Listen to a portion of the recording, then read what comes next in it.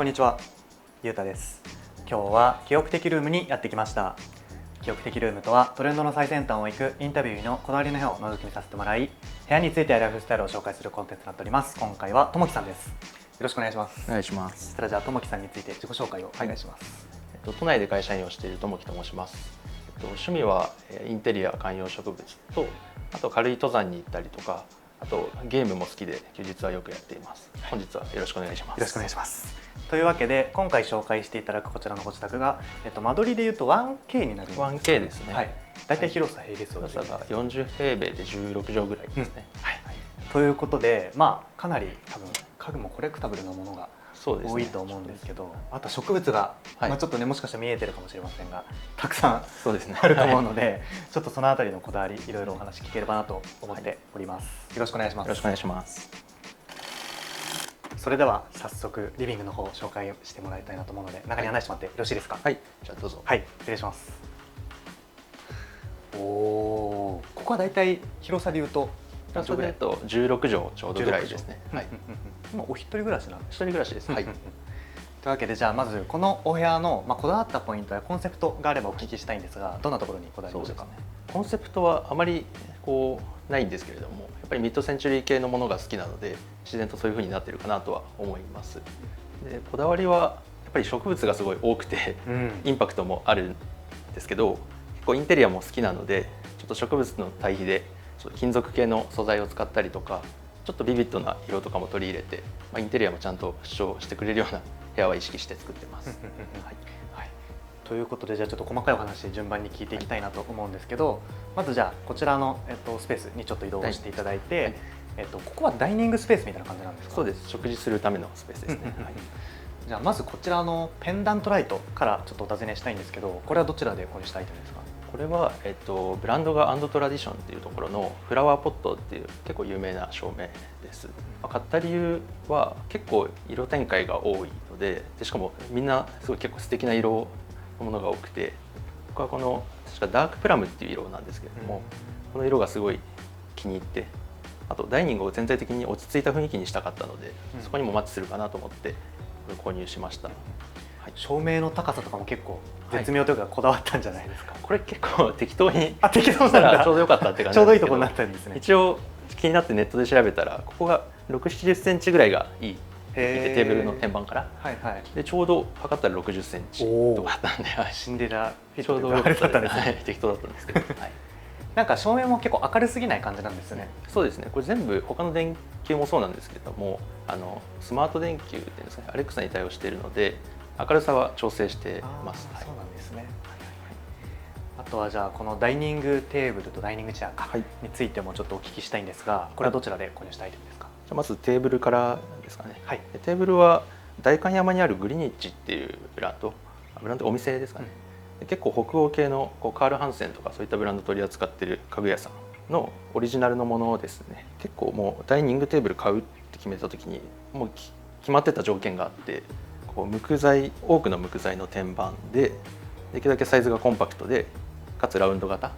のものを探してたら、あんまり選択肢がなくて限られてきそうですね。結構でもほぼこれしかなくて、でもデザインもすごいシンプルでいいなと思ったので、引っ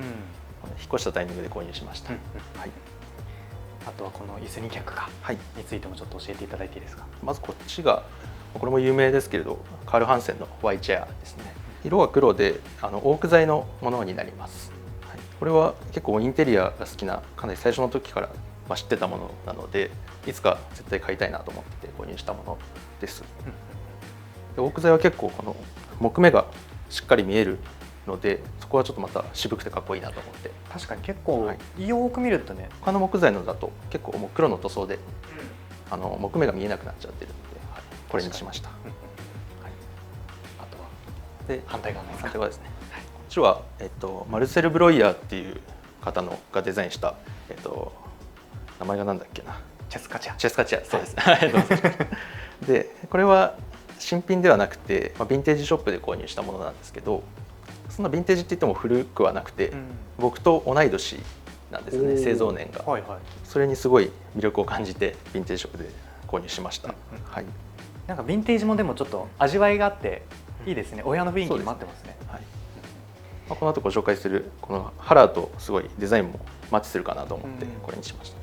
た、はい、ちなみに今どちらの椅子も結構名作とかの椅子だと思うんですけど、そうですね、今後なんか気になってる椅子とかちょっと狙ってる椅子とかあったりするんですか？椅子も欲しいものはたくさんあるんですけれども、特にジャンプ・ルーベっていう建築家の方が好きなので、その方の有名なスタンダードチェアとかは欲しいなと思ってますね。じゃあ結構やっぱ、この辺りもミッドセンチュリーのやっぱ家具とかが結構好きなんですね。はい、わかりました。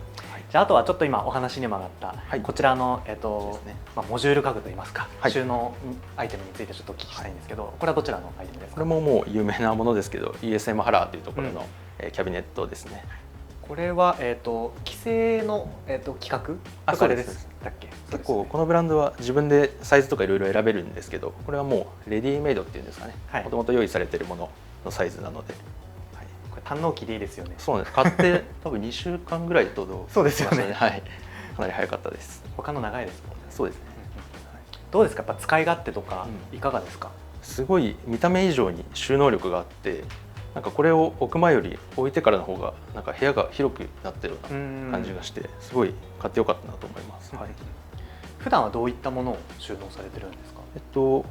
なんていうんですかね、こう使ってない香水とかキャンドルとか家電類とかをしまってますね。はい。わかりました。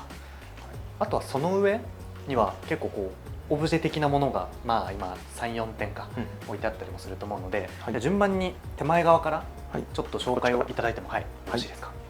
この山の形した石の置物なんですけど、これは僕がすごいちっちゃい頃、小学生ぐらいの時に祖父からいただいたものになります。光沢というか、そうですよね。何の石なのか分かんないんですけど、すごい綺麗に磨かれてて、しかも山も好きなので、登山も趣味なので、そういうのもすごい気に入ってます。はい。お隣か。はい。隣、これがシズデザインっていう方の石のアートピースっていうんですかね。普通のただの石にラタン編みみたいなものが巻かれていて、確かアメリカに住んでる日本人の方のアーティストが作られたものみたいです。はい。これは値段はそんな高くなかったんですけど、お気に入りのチェスカチェアともデザインが合ってるかなと思って、はい、買いました。はい。そのお隣とかはアクセサリートレイ。そうですね。はい。ここはそうですね。普段使っている香水と時計を置いてます。はい。ちなみに香水は普段何を使ってらっしゃるんですか？もう基本的にここに置いてある2つがメインなんですけど、この右側のイソップのタシットかな、が今この暑い季節はこっちばっかり使ってます。結構柑橘系の香りの香水なので、はい、この時期は使っていて、左側のトム・フォードの方の香水は結構ウッド系の香水で、パロサントってご存知ですかね。香木の香りをメインにした香水で、結構重ためではあるんですけど、すごい好きな香りなので、あまり季節関係なく使っちゃってます。普段はなんか仕事とプライベートで変えたりとかもするんですか？基本仕事では香水はつけないので、基本プライベートだけで使っていて、なのでなかなか減らなくてですね、使い切る前にどんどん新しいの買っちゃったりとかしてます。そうなんですね。はい。あとは時計ですか？時計ですね。はい。これはすごい大切なもので、僕が20歳の時に両親から買ってもらった時計で、オメガのシーマスターっていう時計ですね。これをすごい高かったんですけど、どうしても欲しいって親にお願いした背景があって、映画の007ってご存知ですかね。イギリスのスパイ映画がすごい好きで、父親もすごい好きで、その影響なんですけど、その主人公が身につけてたモデルなので、はい。時計も昔すごい好きでいろいろ見てたんですけど、やっぱりこれが一番かっこいいなと思って買って、もう10年ぐらい経つんですけど、もうほぼ毎日使ってる時計ですね。じゃあ今もレギュラーで使ってらっしゃる？レギュラーで、はい。そうなんですね。はいはいはい、わかりました。あとは最後にその照明ですかね。はい。とても有名なイサム・ノグチさんという方の明かりっていう照明ですね。で、この後ご紹介するんですけど、僕の部屋にはいくつか明かりがあって、その中でも一番最初に買ったものですね。すごいこの和紙から漏れる優しい光がすごいいいなと思って、それでハマっちゃって、どんどん新しい別のモデルも買っていったという感じですね。はい。じゃあちょっと後ほど他のイサム・ノグチシリーズもちょっと紹介いただければと思います。はい。ありがとうございます。はい。続いてこちらお隣のスペース、植物がたくさんあると思うんですけど、結構お好きで昔から集めてらっしゃるんですか？植物にハマったのは1年半ぐらい前で、で2つ目ぐらいでこのビカクシダっていう植物なんですけど買ってもうビカクシダの沼にはまってしまいまして、で今どれぐらいだろう、ビカクシダだけで20から30ぐらいは買い集めて育ててます。すごいですね。はいこれ大枠そのビカクシダで種類がそれぞれまたちょっと違うというか厳密にみたいな感じなんですか。自然界にビカクシダって18、19種類あるって言われていて、それぞれこうビカクシダの何々っていう品種があるんですけど、そこからこうさらに人が作った園芸品種だったりとか別々の品種掛け合わせてできた交配種みたいなのが出てきて、それがそういうまた個性的な形してるとそれにそれぞれ名前が付けられていってっていう感じですごい無限に品種があってですね。そうなんですね。それもビカクシダの、沼の要素の一つかなと思います。ちょっとなんか簡単にこう、それぞれビカクシダについてなんかそれこそお気に入りのものとかがあれば特にちょっと紹介していただいたりはしたいんですけど、なんか変わったのとかあったりしますか？一番お気に入りなのは一番大きいやつです。ちょっと取りますね。この一番大きいやつなんですけど入りきりますかね。ギリギリ映ってます。映ってますか。ビカクシダ、これがほぼ初めて買った種類で、名前がホワイトホークっていう名前の品種なんですけど、 SNS で結構いろんな植物を見ていて、このホワイトホークをすごいかっこよく育てられてる方のこう投稿を見て、自分もこんな風に育てられたらいいなと思って購入した植物で、まだ買って1年、これも1年半ぐらいかですけど、買った時の大きさが一番右上にある植物わかりますか？その時があれぐらいの大きさだったんですね。じゃあすごいちっちゃいというかだいぶ大きくなりましたね。1年半でこんなに大きくなっちゃって、はい、すごい大きい。これ結構メンテナンスというか、やっぱ大変なんですか？ビカクシダ。意外と簡単、普段のメンテナンスは簡単で、ここではちょっと水やりすると下に垂れちゃうんで、ベランダ行ったりとかお風呂場行ってもう上からシャワージャーってやってるだけですね。ただ大きくなってくるとこの着生させてる板を大きいのに変えたりしなきゃいけなくて、ちょっとそれは普通の植物の、いわゆる鉢替えみたいな感じなんですけど、普通の鉢替えに比べたらちょっとテクニックがいるかなとは思います。全部お気に入りではあるんですけど、ここの真ん中にあるこれですね、金属の板につけられてる、これはビカクシダのエルサっていう品種で、ディズニープリンセスのエルサから多分名前が取られた名前だと思うんですけど、結構ビカクシダって、いろんな個性はあるんですけど、その一つに白い色の葉っぱを出す、ものがあって、これ葉っぱ自体が白いんじゃなくて、この葉っぱにちっちゃい産毛みたいなのがすごい生えてるんですよね。虫とか強すぎる光から身を守るために産毛を生やすらしいんですけど、その産毛がすごい濃い個体がすごい白く見えて、それは結構綺麗っていうことで人気になったりするんですけど、このエルサっていうのはその白さがすごい際立っていて、かつ葉っぱもすごい先っぽが分岐してって、情報量の多い見た目になるので、そこはすごい気に入っていて、結構ビカクシダって高いものはすごいどんどん高くなってたりするんですけど、いわゆる高級品種って言われるものの中で僕が初めて買った品種なので、これを買ったことですごいビカクシダに対する熱量みたいなのがより増して、金銭価格もだいぶ狂ってきた原因の株でもあるかなと思って。ちなみにおいくらぐらいするんですか？これは僕買った時10万円以上しました。そんなにするんですね。ただ普及してくると値段は落ち着いてくるので、今はそんな高くないと思うんですけど、これで買った時は初めて10超える植物を買ったのがこれで、すごいですね。それでだいぶバグっちゃいました僕も。これ結構数ありますけど、これ総額どれぐらい買ってらっしゃるんですか？これいくらぐらいだろうな。100は優に越しちゃって、そうなんだ。多分鳴らして5から7万ぐらいなのかな、1株あたりなので、そうですね、200はいってないと思いますけど100は絶対超えてます。結構なんかこういう植物って普通のこうお店、ホームセンターとかでもたまに売ってたりするじゃないですか。結構安く置いてますね。安いものとやっぱその高いものの違いって、それこそその品種、希少品種というか、そういう違いなんですか？やっぱりその希少で見た目が特に個性的なもの、あまり知らない人から見たら全部一緒に見えるかもしれないですけどよく見るとすごい尖った個性があって、そういうものってあんまり流通しない、数が少ないので、値段が高くなりがちで、結構物によっては全然1株で100万超えたりする株とかもあったりして、なかなか奥が深い植物かなと思います。はい、普段なんかよく買うお店というか、あったりするんですか？チェックするお店。まさに僕が初めて買ったお店でもあるんですけど、バンダカプランツさんっていうビカクシダ専門のお店があって、東京だと、日本橋の馬喰町に店舗があって、あと京都にも店舗があるんですけど、そこはもうまさにビカクシダのこういう高級品種というか、そう個性的な品種だけをいろんな種類扱ってるお店で、お店もすごい雰囲気が良くて、天井が高い白い壁にずらっとビカクシダが並んで、それに憧れて買い集めてるみたいなところはあります。そうなんですね。はいはい。これ上とかはこの照明というかこう植物に当ててらっしゃると思うんですけど、これとかもなんか育ち具合というか変わるんですか？そうですね。正直なくても全然元気に育つんですけど、ビカクシダって。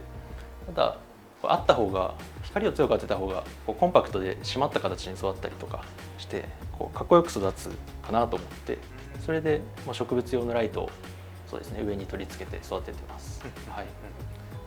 ほどね。じゃあ一番ここはご自宅の中でもお金をかけてらっしゃる？そうですね。家具とかも結構高いですけど、数と愛情とかも含めると一番かけてるところかもしれないですね。はい。なるほどね。わかりました。はい。ありがとうございます。はい。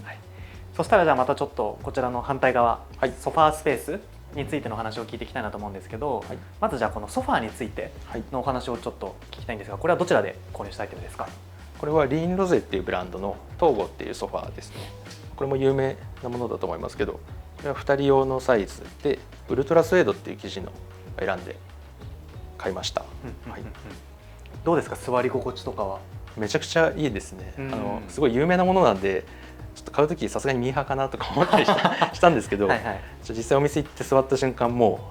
う絶対欲しいなと思って買っちゃいました。はい、結構多分友樹さん家具お好きだと思うんですけど、はい、他に迷われてたソファーとかあったんですか？ソファーはもともとヴィンテージのものとか憧れがあったので、それこそ北欧系のヴィンテージショップのソファーとかはいろいろ見てはいましたね。まあでも結果的には結果的にすごい満足してます。はいはいはい。かつサイズもいろんな展開があってこうつなげられる、隣に置くだけですけどできるので、そう将来広い部屋とかに引っ越した時も使い続けられるかなと思ってます。はい。あとはこのソファーだとこのブランケット、そうですね、これもあんまり見たことないデザインなんですけど、これはどちらのブランドのアイテムですか？アーケットっていうブランドで、日本には展開してないんですけど、H&M が北欧を中心に展開しているブランドのブランケットですね。で結構海外のインスタグラマーの方の部屋の写真とかをよく見るんですけど、そこで結構見かける機会が多くて、はいはい、でどうしても欲しかったんで個人輸入で購入しました。へー、はい、じゃあ結構価格帯でいうと割とリーズナブルというかあれなんですか？そうですね。これウール100なんですけど、その割には値段が可愛かったかなと思います。へー、そうなんだ。広げると結構大きいんですけど、こんな感じでイラストが入っていて、大きいですね。はい、これでもまだ半分ですけど、確かに、はい、これが日本人の、名前がちょっとすぐ出てこないんですけど、はい、対馬隆さんだったかな、イラストレーターの方がデザインされたらしくて、なんかちょっと梅の花っぽい柄が入ってて、ちょっと日本っぽいなっていうのも確かに、一番はこの色がお気に入りなんですけど、そういったところも気に入って、はい、買いにました。はい、分かりました。あとはじゃあまた向かい側ですかね。はい、向かい側に、ローテーブルか、はい、がこれは2つコンビネーションで今ね使ってらっしゃると思うんですけど、そうですね。これはどちらのアイテムですか？まずこの金属の方は、フラマっていうブランドのリベットサイドテーブルだったかなという名前のテーブルです。これもなんかもともとこの真ん中には金属とかちょっと無機質な感じのデザインを取り入れたいなと思ってていろいろ探してたんですけど、これは確かアルミの無垢材でできていて、なんかステンレスとかガラスほどギラギラしてないところがすごい気に入って買いました。これも今日本だと混乱ショップさんとかで売ってるのを見かけるんですけど、僕が買った時は日本に売ってなくて、これも個人輸入で購入したものですね。はい、最近取り扱い増えてきましたよね、徐々に。そうですね。あとこの木のやつ、はい、こっちはスツールなんですけど、ル・コルビジェっていう有名な建築家のスツールです。確か LC14 だったかな。はいはい。はい。で、これすごい高さがすごい考えられていて、普段はこういうふうにこの高さでテーブルとして使うんですけど、この高さにしてソファーのオットマンみたいな感じで足を置いて使うこともよくありますし、ちょっと人が来た時とかはこの高さにするとちょうどダイニングチェアと同じ座面の高さと同じになるので、スツールとして使えるっていう、すごいただの箱みたいなデザインですけど使い勝手がすごい良くて気に入ってますね。考えられてますね。そうですね。あとこれのデザインができたきっかけがすごい素敵だなと思ってて、コルビュジエが結構晩年に作られたものみたいなんですけど、奥さんの誕生日プレゼントかな何かにデザインしたらしくて、女性にあげるのにこんなストイックなデザインなんだって。確かにあんまそうですよね。そうですよ。結構ご本人のデザイン哲学みたいなのを貫いてる感じがかっこいいなと思って、それにいいなと思って買いました。わかりました。あとはやっぱここのリビングだとこの照明、そのペンダントライトも非常に特徴的ですが、これはどちらのブランドのアイテムですか？これ先ほど腹の上にも置いていたイサム・ノグチの明かりのペンダントタイプのものですね。大きさちょっと珍しいですよね。そうですね。結構横幅が大きくて60センチぐらいあるんですけど、多分結構球体のものとかが有名でペンダントだと見かけるんですけど、ちょっとこの物件が結構天井が低めなんですよね。なのでちょっとなんていうんですかね、横に引き伸ばしたデザインの方が縦の空間を圧迫しないかなと思って、ちょっと横長のデザインにしました。はい、わかりました。あとはこのラグ、この唯一ご自宅に敷いていらっしゃるラグかなと思うんですが、これはIKEA で購入したものです。IKEA なんですね。これ一人暮らし始めた時からずっと使ってるものです。いい色合いですね。そうなんですね。これジュートラグって言って多分麻 100% かなでできてて、普通のジュートラグってなんていうんですか、茶色い色だと思うんですけど、これはそのグレーの糸もちょっと混ざってて、すごい何にでも合いやすいかなと思ってこれにした記憶がありますね。わかりました。あとはそのちょっと奥の方ですかね。ここもまたこのスピーカーだったりとか、ちょっとしたディスプレイされてると思うんですが、まずじゃあこのスピーカーからちょっとお話聞いてもよろしいですか？これはトランスペアレントっていうメーカーのスピーカーですね。あんまり音響とかは詳しくないですし、こだわりもそんなにあるわけじゃないんですけど、デザインがとにかくいいなと思って購入しました。これはやっぱデザインすごい特徴的ですよね。ただ音をつけてみたらやっぱりいいですね。全然満足してます。あとはこのポスター、これは写真とグラフィックが上に載ってるみたいなものなんですかね。買ったお店は三宮橋でしたっけ、にあるナップフォードマーケットさんっていうお店で購入したものなんですけど、アーティストはバウハウス出身のハインリヒ・ノイっていう方が作られたものらしいです。もともと写真のアートを置きたいなってずっと思っていて、この上に載ってるグラフィックの色とかもすごい好きだったので、インスタで見かけてすぐにお店行って購入しましたね。でその隣が、これは先ほども紹介いただいた明かりのまた別の種類、明かりのオレンジのタイプですね。その下か、スツールですね。これはクッチーノっていう名前のスツールなんですけど、デザイナーがコンスタンティン・グルチッチっていう方、デザイナーのものですごい木の塊感があって堂々とした印象の方がいいなと思って購入しました。これもすごい形がなんか、そうですよね、足不思議ですね。すごい個性的ですよね。わかりました。ありがとうございます。続いてこちらのスペース紹介していただきたいんですけど、ここはどんなものを置いてるスペースですか？ここももう植物ですけど真ん中にあるのは先ほどご紹介したものと同じビカクシダで、それ以外は別の鉢物の植物を置いてますね。これちょっと右側から、簡単にで構わないので、なんかどんな種類の植物なのか教えていただいてもいいですか？一番右の5個はアガベっていう品種でメキシコとかに育ってるんですよね。結構テキーラの原材料のリュウゼツランって有名だと思うんですけど、それと同じ種類の植物ですね。その左側、これは盆栽の心拍っていう木の盆栽になります。でその下のこれですね、ちっちゃいのがオモトっていう、日本ですごい古くから江戸時代か室町時代か忘れちゃったんですけど、すごい昔から園芸品種として楽しまれてたらしい植物です。で真ん中ビカクシダで、一番左が、モンステラですね。もともとどの植物も結構まんべんなくお好きみたいなところもある。そうですね、いろいろ興味があって買ってるんですけど、これちなみにこの今植物を置いてらっしゃる、この棚って言ったらいいですかね。これも DIY というか。そうですね、これ本当にホームセンターで買って置いてるだけなんですけど、コンクリートブロックを使ってきて並べて、で構造用合板っていうちょっと丈夫な板をサイズで切ってもらって上から置いてるだけです。はい、どうしてもこう植物の水やりとかして土とか散らばっちゃったりとかするので、もう安く済ませればいいかなと思ってそれで DIY しました。はい、でもサイズもなんかいいサイズですね。そうですね。ちょっとカーテン閉まっちゃってますけど、ちょうど扉がこう開かない部分に合わせてサイズは。そういうことなんですね。はい。なるほどね。はいはい、わかりました。あとはじゃあこちらの作業スペースについてのちょっとお話も聞いていきたいなと思うんですけど、はい、普段はリモートでのお仕事が多いんですか？もうほぼ 100% 在宅勤務ですね今は。そうなんだ。はい。じゃあ結構ワークスペースはこう快適にする工夫というかなんかされてたりもするんですか？そうですね。もうインテリアにはまる前から結構お金はかけていて、一番最初にお金使ったのはこのデスクチェアですね。はい。これはハーマンミラーっていうブランドのアーロンチェアですね。グレードがいくつか種類があって、これはその中でも一番高いモデルなんですけど、座り心地は別に安いモデルと一緒なんですけど、先ほど時計とかでもご紹介した007の映画に出てきてるモデルがこの一番いいモデルだったので、買うならもうこれしかないかなと思って奮発して買いました。はい。アーロンチェア007見て買った人初めて聞いた。本当ですか？全然主役とかじゃなくて隅っこに出てるだけなんで、多分知らない人の方が多いと思います。知らなかった。はい。まあでも実際座り心地とか作業のしやすさはやっぱすごいですよね。めちゃめちゃいいですね。正直ソファーとか椅子とかより快適なのでここで全然くつろげちゃいます。はい。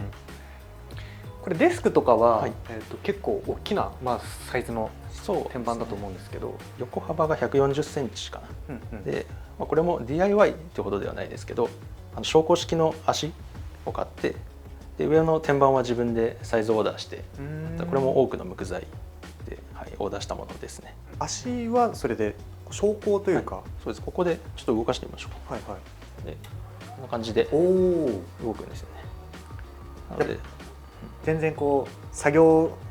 気分を変えるのに上げたり下げたりみたいな。やっぱり仕事が忙しい時とか長時間パソコンに向かっている時とかはやっ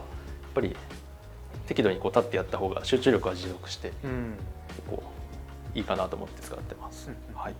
あと全然細かい話ですけど、配線が見えないように工夫をしてるんですけど、この裏側のコードの作業する時とか高くした方が作業がしやすい。裏をいじる時です。そういうことか。そこで意外と便利だなと思ってます。高くして。はい。確かに。これあと右のこのデスクトップ PC。そうですね。これなんかデザイン不思議ですねこれ。そうですよね。これゲーミング PC なんですけど、結構ケースが北欧のメーカーかな。そうなんだ。PC ショップとかでレディメイドであるとなかなかこんなおしゃれなものがなくてですね。それでそのケースが選べる、自分でこう部品とか選べるお店にお願いして組み立ててもらったパソコンです。はい。やっぱじゃあ仕事用と全然こうスペックとかも違うものを選んでるなかあるんですか？結構グラフィック性能がすごいいいらしくて、あんまパソコン詳しくないんですけど、はい、なので僕はちょっとゲームにしか使えてないんであんまり使いこなせてないんですけど、動画編集とかする方にも使えるぐらいのスペックらしいです。はい。あとはそのお隣か、この照明が壁にねかかってらっしゃると思うんですが、これはどちらの照明ですか？これはフロスっていう照明ブランドのメイデーっていう照明です。これも先ほどご紹介したツールと同じ、コンスタンティン・グルチッチの方のデザインですね。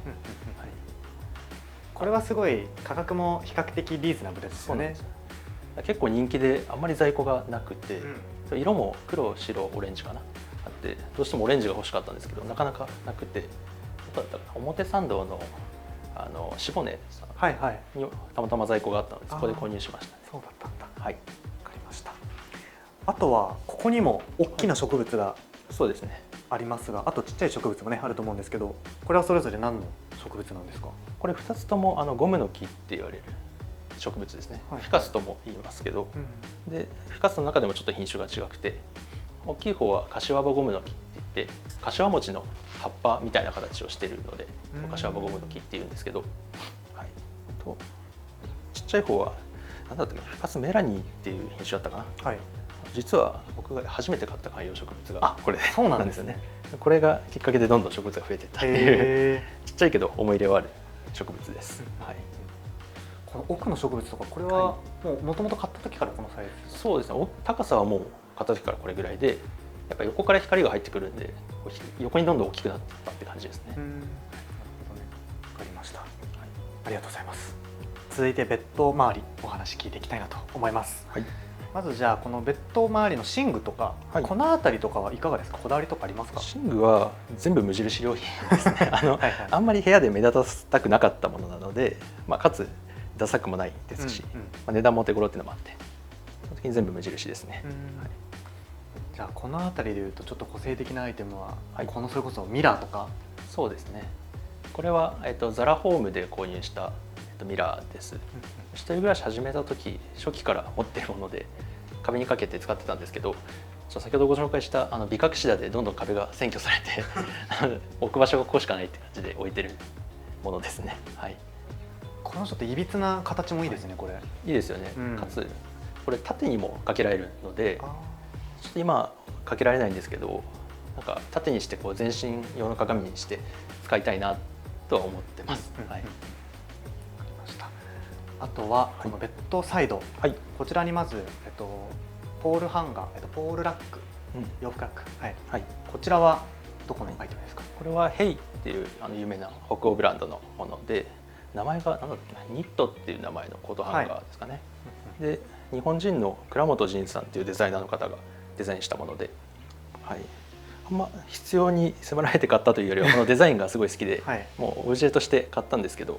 買ってみたら意外と使い勝手が良くて結構気に入ってます。はい、普段はなんか、はい、出かける用のバッグとかをかけてらっしゃったそうですね。普段出かける時に使ってるこのアークテリクスのバッグと、あとちょっとコンビニとか行く時に使うエコバッグを、ここが一番取りやすい場所なのでここにかけて使ってます。はい、あとはその下か。はい、ここもまず照明か。これですね。これはポータブルの照明なんですか？そうですね。ルイスポールセンの、パンテラのなんか最近大きいサイズの、ポータブルランプが出て、その大きい方のサイズになります。ただこの前落としてですね、シェードが割れてしまってちょっと傾いてるんですけど、かつちょっとショックですね。シェードだけで売ってるのでもう早速注文したんですけど、納期6ヶ月って言われて、はい、ずっと待ってます。はい、でもシェードだけでも結構お値段しますよね。あともう1万6,000円ぐらいだったかな。シェードだけだったらそんな。シェードだけだと結構安いです。デザインはね素敵ですよね。そうですね。あとはこの